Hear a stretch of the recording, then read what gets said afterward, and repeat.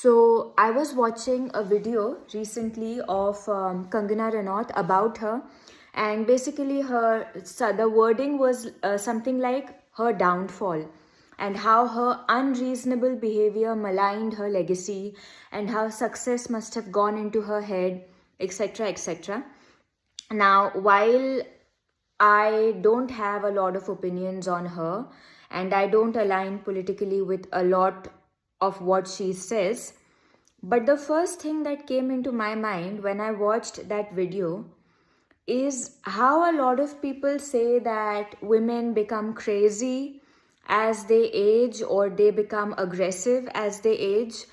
And also, a lot of personality disorders are often diagnosed among women in their late 20s to early 30s, is when a lot of serious personality disorders start coming up, serious personality dysfunctions start coming up. And I'm just going to say the thing that one is not supposed to say. I think we treat our women, especially young women, like horse shit, complete horse shit.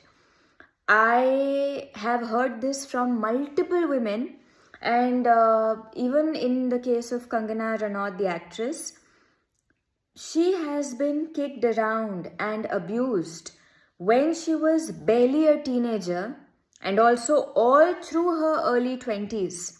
That abusive treatment of her from wherever kept coming, and the people who are responsible for abusing her, they are out working, they are not being punished. And a lot of the people don't discuss it because they are like, well, she also used the opportunity that she was given because of those people.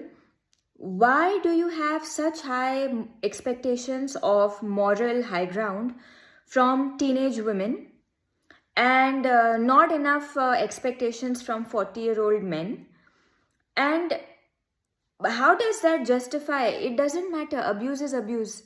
If somebody is using that opportunity, that doesn't nullify the fact that the perpetrator is still a fucking perpetrator. Why are we so mesmerized by this entire idea of whitewashing what a man does? Is it because we don't want to face the ugliness of it all? From my personal experience and from what I have seen around me happening to a lot of women, very young, like teenage to early 20s, again and again and again, I have seen this happening, and I have heard this from a lot of women. The way they were treated, especially by men, but also maybe by some women, in their youngest years, like outside in the world. We are not even discussing the abuse that happens within houses.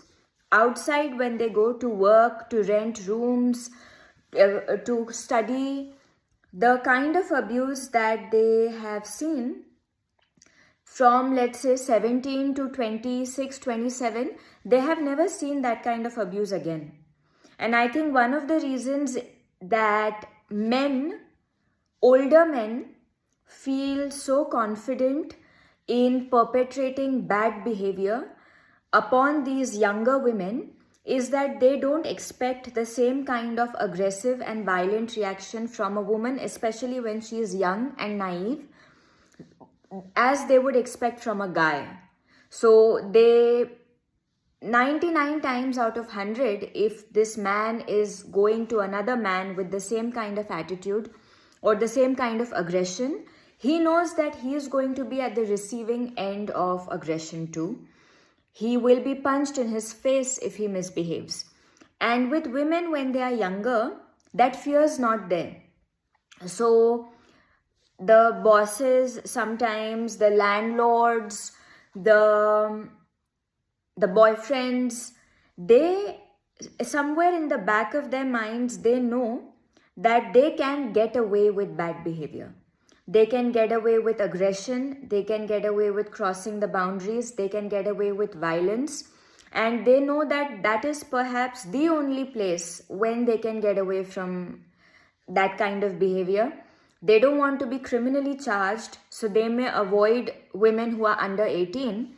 But then 18 to 25 is like you're the perfect target, because not enough awareness has been developed yet for most people, where you can recognize somebody's intentions, and you are underconfident, you feel uneasy and uncomfortable standing up for yourself, you don't want to be unpleasant.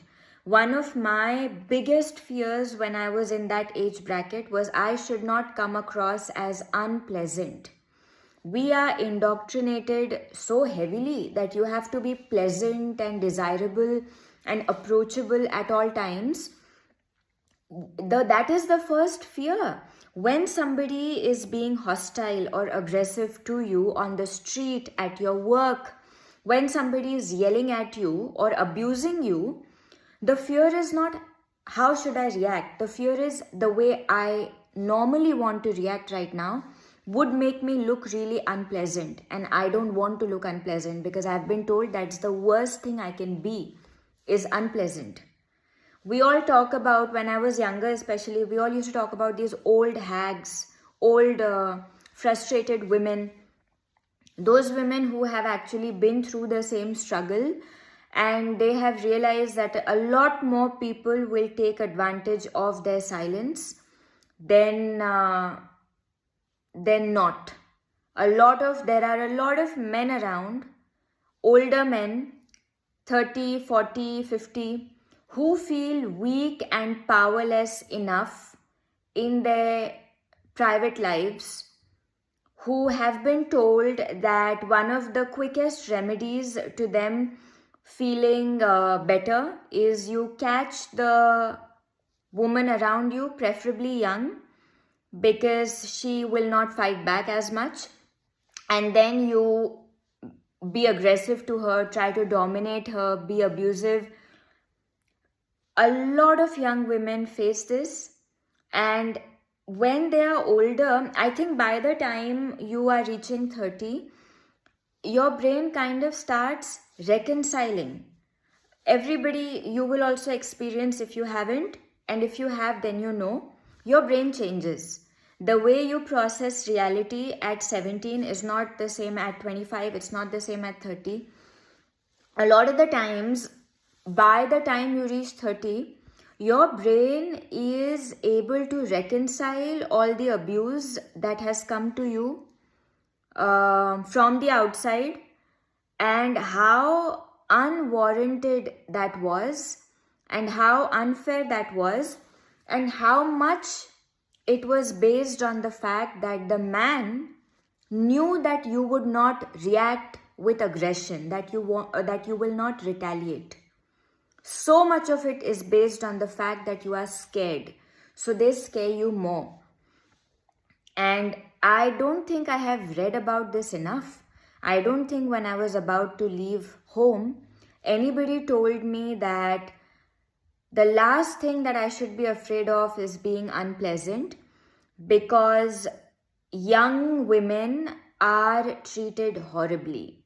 Even if you talk about the attention that they get because of their age or their looks, the entire pretty privilege conversation, it doesn't matter.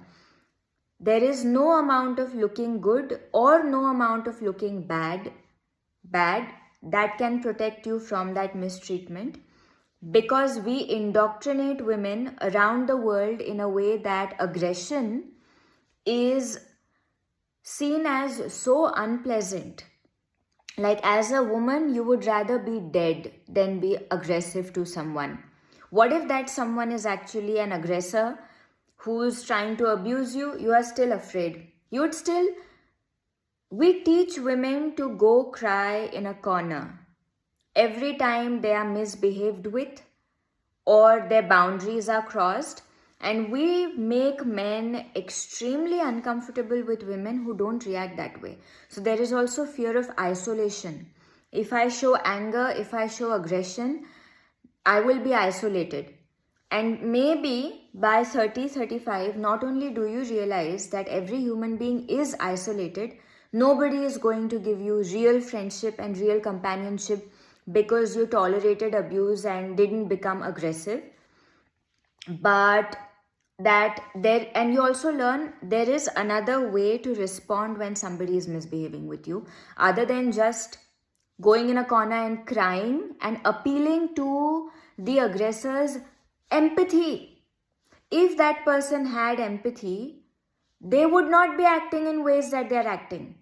But that is what we teach women. We teach them that when a man is trying to abuse you, become small, because that's what he wants to see. He wants to see you be small because he wants to feel big. So if you become small, he will abuse you a little, kick you around a little, but won't hurt you much. I wish somebody had told this to me before I left my house. Young women in our world are treated horribly. They are pushed around a lot. And when they get older is when all of it starts forming a clear picture. You start to see patterns. And you don't dismiss every single incident of a man or sometimes another woman crossing a line with you. You don't dismiss it as just an isolated incident, because it happens so much. You clearly see so many people are willing to take advantage of people who know less, people who they think will not respond aggressively. Needless to say, sometimes when this thought makes me very angry and I can't sleep, I also remember a few men in my life that I have seen who wouldn't do this. They would not do it. They have seen me in situations where they could have taken advantage of me easily. And I saw them vulnerable, and it was just human.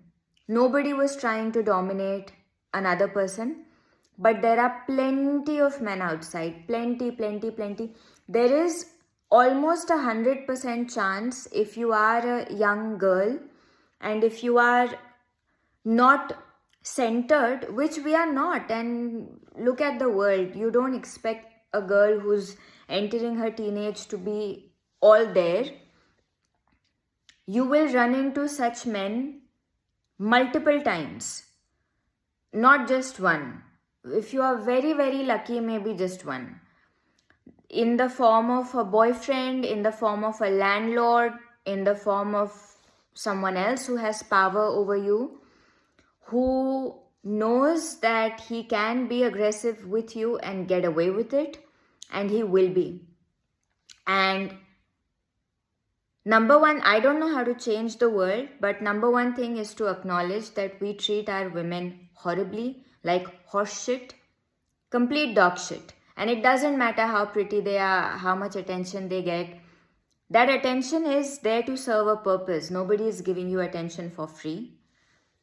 And we play with their self-esteem a lot.